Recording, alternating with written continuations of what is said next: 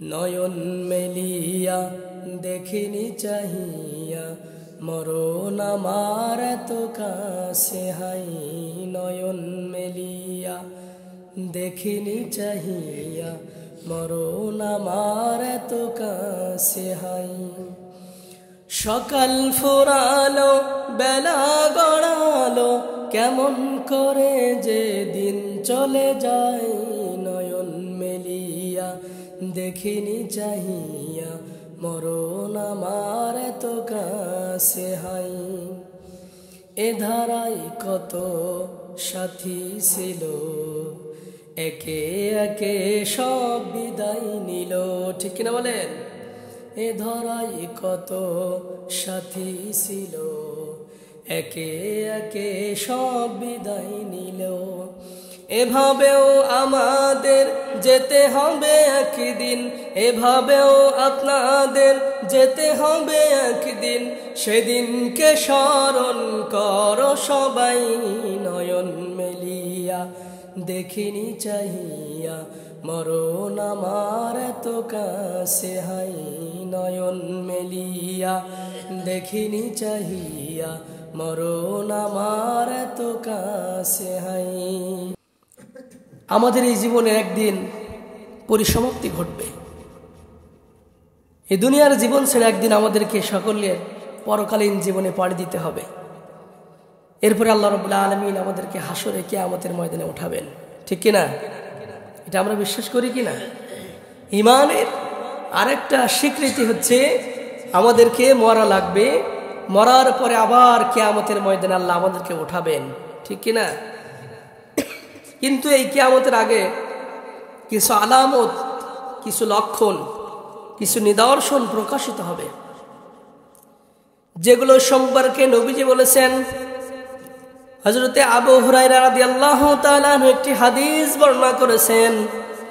রাসূলুল্লাহ সাল্লাল্লাহু আলাইহি সাল্লাম বলেছেন, কিয়ামত কায়েম হবে না যে পর্যন্ত, কিয়ামত কায়েম হবে না যে পর্যন্ত মানুষের মাঝ থেকে ইলম যতদিন পর্যন্ত আল্লাহ উঠিয়ে না নিবেন।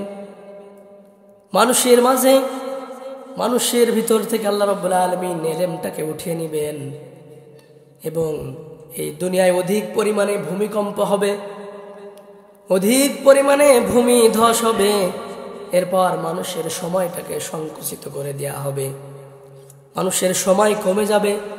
তামাম পৃথিবীতে বিভিন্ন ফিতনা ফাসাদ ছড়িয়ে পড়বে এবং এই সমাজের মানুষের ভিতরে অনেক রকমের খুন খারাপি, মারামারি, কাটাকাটি, হানাহানি এগুলো সব বেড়ে যাবে। রাসূল বললেন, তখন তোমরা বুঝবে কিয়ামত খুবই নিকটে, কিয়ামত খুবই নিকটে। এগুলো বড় বড় নিদর্শন। এবং আরেকটা নিদর্শন কথা আল্লাহ রাসূল বলেছেন, মানুষের সম্পদ এত পরিমাণ হবে, সম্পদ উপচে পড়বে, মানুষের সম্পদের কোনো অভাব থাকবে না। ফোরাত নদী থেকে বিশাল স্বর্ণের পাহাড় উদ্দোলিত হবে, স্বর্ণের পাহাড় উঠবে। মানুষেরা এত সম্পদশালী হবে, মানুষের ভিতরে কোনো অভাব থাকবে না। আর যখন মানুষের ভিতরে অভাব থাকবে না, তখন মানুষ কাকে ভুলে যাবে? আল্লাহকে ভুলে যাবে। যার crore crore, million, billion, trillion, অক্টিলিয়ন টাকার মালিক, তার আল্লাহর সময়, আল্লাহকে স্মরণ করার সময় আছে? সময় নেই। এই জন্যে রাসূল বলেছেন, কিয়ামতের আগে এই লক্ষণগুলো প্রকাশিত হয়ে যাবে। মানুষের এই সমাজে, এই ভূমিতে আল্লাহ রাব্বুল আলামিন এই জমিনটাকে আল্লাহ পেরেক দিয়ে পুঁতে দিয়েছেন। আল জিবালা আওতাদা, জমিনে আল্লাহ পাহাড়গুলোকে গেড়ে দিয়েছেন পেরেক স্বরূপ। এই জমিনটা ভূমিকম্প হতে থাকবে। বর্তমান সময়ে শুরু হয়েছে কিনা? বেশি আগের চাইতে যত দিন যাচ্ছে তত ভূমিকম্প, ভূমিধস বেশি হচ্ছে। এরপরে মানুষের সময় সংকুচিত হয়ে যাচ্ছে। আজকে শুক্রবার, অনেকেই জিজ্ঞাসা করছে, হুজুর আজকে শুক্রবার নামাজটা কালকে পড়লাম। সময় কখন আমাদের মাঝ থেকে চলে যাচ্ছে আমরা টের পাচ্ছি না। নবীজি বলেছেন, কিয়ামতের আগে একটা সপ্তাহ যাবে, মনে হবে একটা দিন পার করলাম। একটা মাস চলে যাবে, মনে হবে একটা সপ্তাহ পার করলাম। এরপরে একটা বছর চলে যাবে, মনে হবে যে একটা মাস অতিক্রম করলাম। এই যে রোজা রাখলাম কয়েকদিন আগে, মাত্র আর 2-3 মাস পরেই রোজা। আমাদের মাঝ থেকে সময়গুলোকে সংকুচিত করা হচ্ছে। সময় কোন দিক দিয়ে চলে যাচ্ছে আমরা টের পাচ্ছি না, ঠিক কিনা? এই সময় দিন মাস গুনতে গুনতে গুনতে একদিন আপনার আমার মৃত্যুর পরোয়ানা জারি হয়ে যাবে। এরপরে আমরা কবরে শুয়ে থাকবো, ইসরাফিল আলাইহিস সালাম সিংহায় ফু দিবে, তখন আমরা আবার কবর থেকে উঠব, কিয়ামত কায়েম হবে। এছাড়া নবীজি বলেছেন এই কিয়ামতের আগে মানুষের মধ্যে 56টি বিভিন্ন আচরণ মানুষের ভিতরে ঘটবে। 56টি আচরণ কিয়ামতের পূর্বে আমাদের আপনার আমার ভিতরে, মানুষের ভিতরে ঘটবে এই ঘটনাগুলো। তার 1 নাম্বার নবীজি বলেছেন মানুষের নামাজের প্রতি কোনো গুরুত্ব থাকবে না। মানুষ লোক দেখানোর জন্য নামাজ আদায় করবে। নামাজ পড়লে যে মজা, এই মজাটা আপনার আমার অন্তর থেকে উঠে যাবে। এটা শুধু সৌজন্যমূলক, সমাজ বাঁচানোর জন্য আমরা নামাজ পড়তে আসবো। এই সমাজে এখন হচ্ছে কিনা বলেন? হচ্ছে কিনা? নামাজ পড়ে এখন আমরা মজা পাই না। ঢুকতে যে দেরি, বাহির হতে তার চাইতে আরো দ্রুত, ঠিক কিনা? শত কাজ শেষ করে আমরা মসজিদের দিকে ধাবিত হই। আজকে জুমার দিন, নবীজি বলেছেন যখন জুমার সালাতের আজান হয়ে যায় তখন দুনিয়ার সমস্ত কাজকর্ম সব হারাম। আগে আল্লাহ ডাক দিচ্ছে ফাইজা কুদিয়াতি সলাতু ফান্তাশিরু ফিল আরদ। আল্লাহ ডাক দিচ্ছেন, আহ্বান করছেন, আসো নামাজের দিকে। চলে আসতে হবে কোথায়? নামাজের দিকে। সর্বপ্রথম আজান হওয়ার সাথে সাথে আপনার আমার উপরে অর্পিত দায়িত্ব হচ্ছে নামাজের দিকে শামিল হওয়া, নামাজে শরীক হওয়া। 2 নম্বরে মানুষেরা আমানতের খেয়ানত করবে। বিভিন্ন প্রকার আমানত আছে, এই আমানতগুলি মানুষ খেয়ানত করতে থাকবে, কিন্তু মানুষেরা এই বিষয়টা নিয়ে কোনো উপলব্ধি করবে না কত বড় গুনাহের কাজ সে করে ফেলেছে। বিভিন্ন কথার দ্বারা আমানত, কাজের দ্বারা আমানত, অর্থ সম্পদ দিয়ে আমানত, বিভিন্ন আমানতের মানুষ খেয়ানত করতে থাকবে। কিয়ামতের আগ দিয়ে মানুষ এইগুলো ধারণা করতে পারবে না। 3 নম্বরে নবীজি বলেছেন যখন দেখবে সমাজের ভিতরে সুদের লেনদেন বেড়ে গিয়েছে তখন বুঝবা কিয়ামত খুবই নিকটে।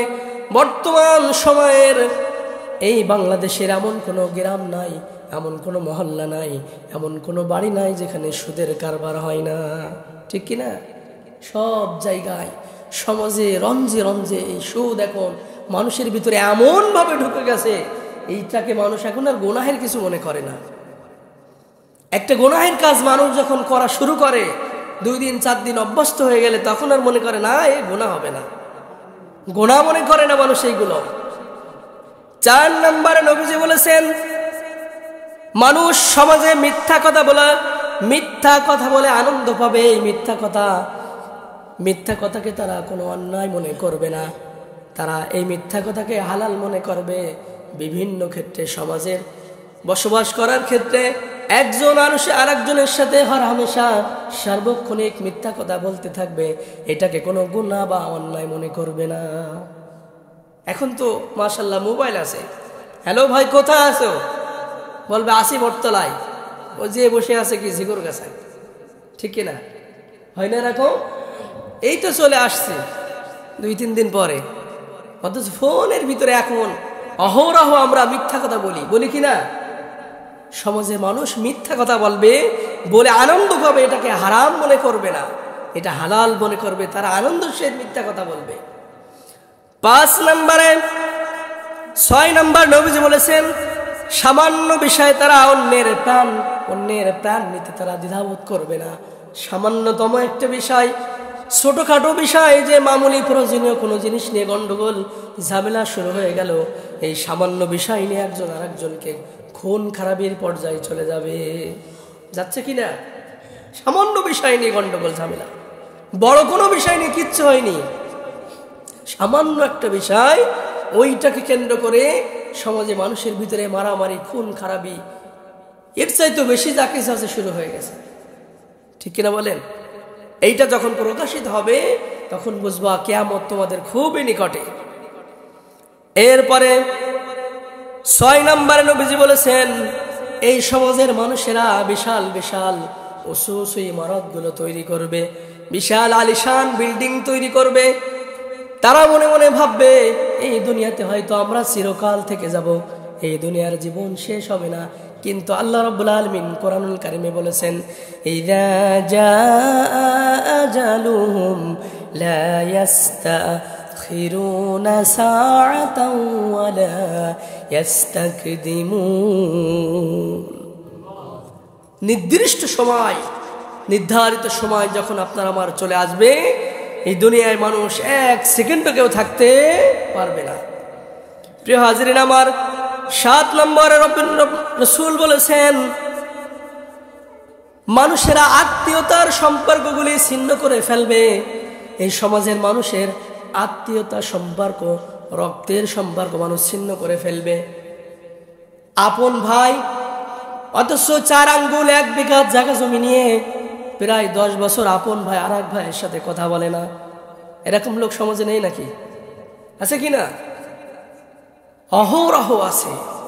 মানুষেরা তাদের নিজেদের রক্তের সম্পর্ক ছিন্ন করবে, আত্মীয়তার সম্পর্ক ছিন্ন করবে। এখন তো আর মানুষেরা আত্মীয় বাড়ি যায় না।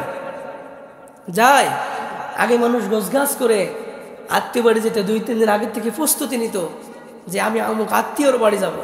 কিন্তু রাসূল বলেছেন, যখন দেখবে সমাজে মানুষের ভিতরে আত্মীয়তার সম্পর্ক ছিন্ন হয়ে যাচ্ছে, আত্মীয়তা থাকছে না, এক ভাই আর এক ভাইয়ের সাথে মুখ দেখাদেখি নেই, গন্ডগোল মারামারি সামান্য কিছু নিয়ে, তখন বুঝবা কিয়ামত তোমাদের খুব নিকটে। এটা হচ্ছে কিনা?